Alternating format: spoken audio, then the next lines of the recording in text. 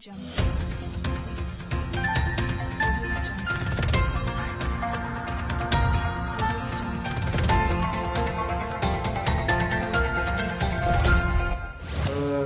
dalam kapasitas sebagai Direktur Rumah Sakit Psikolokeyen, ya, dan juga sebagai dokter spesialis penyakit dalam, dan saya juga dalam kapasitas sebagai Ketua Perhimpunan Dokter Spesialis Penyakit Dalam Indonesia cabang Papua Barat.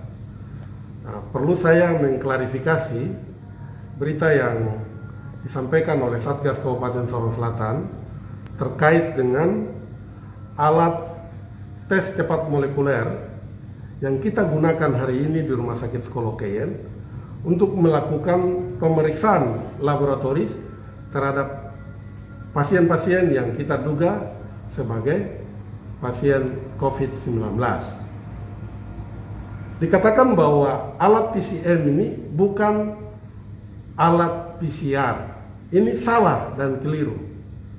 Jadi alat tes cepat molekuler ini merupakan alat PCR juga. Nah, PCR, dan alat ini bekerja secara otomatis dia. Yang tadi saya sudah sampaikan di awal, dan human error-nya sangat kecil, ya, karena tadi bekerja secara otomatis. Nah, jadi keliru kita kalau kita sampaikan bahwa, mengatakan bahwa tes cepat molekuler ini itu bukan tes PCR. Ini salah. Jadi oleh sebab itu saya harus menegaskan di sini bahwa alat yang kita gunakan di Rumah Sakit Psikolokeyen ini itu adalah standar. Jadi digunakan oleh 413 rumah sakit di seluruh Indonesia menggunakan alat tes cepat molekuler ini. Nah, sebagai real time PCR yang sifatnya closed system karena dia bekerja secara otomatis. Nah, jadi 413 rumah sakit di Indonesia ini menggunakan alat ini, termasuk kita di Rumah Sakit Psikolokeyen.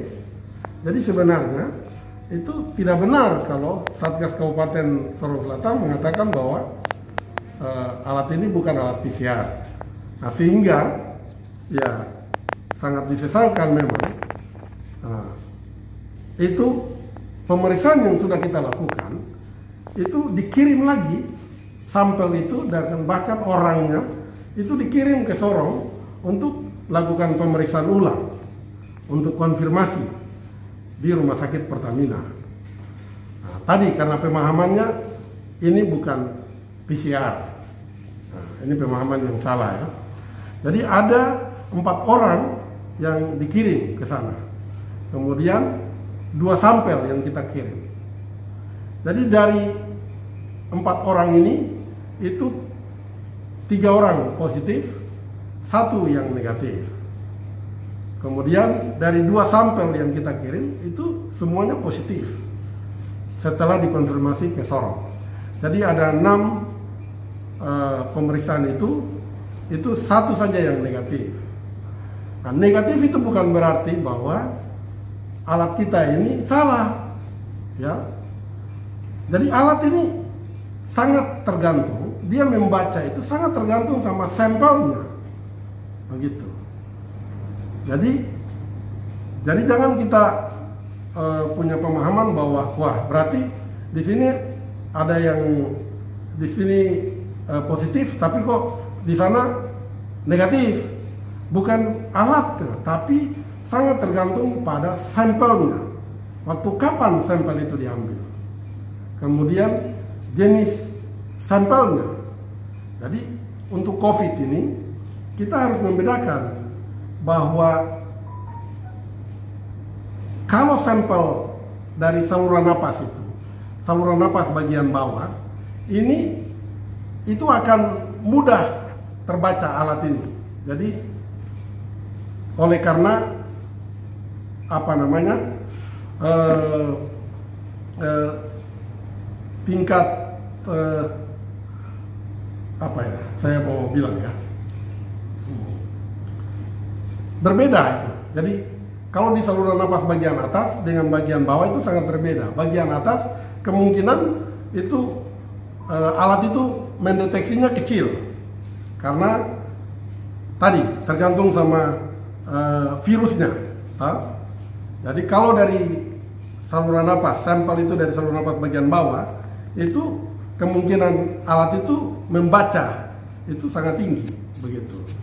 Jadi kita harus membedakan sampel waktu kapan diambil dan ya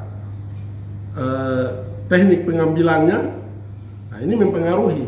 Jadi bukan alatnya, sekali lagi, bukan alat. Oh, di sini negatif atau positif, kemudian di sana nanti bacanya lain. Itu sangat tergantung dari sampelnya, begitu. Nah, jadi sampel ini kan berkaitan dengan viral load gitu, ya, viral loadnya. Jadi bagaimana banyaknya virus itu.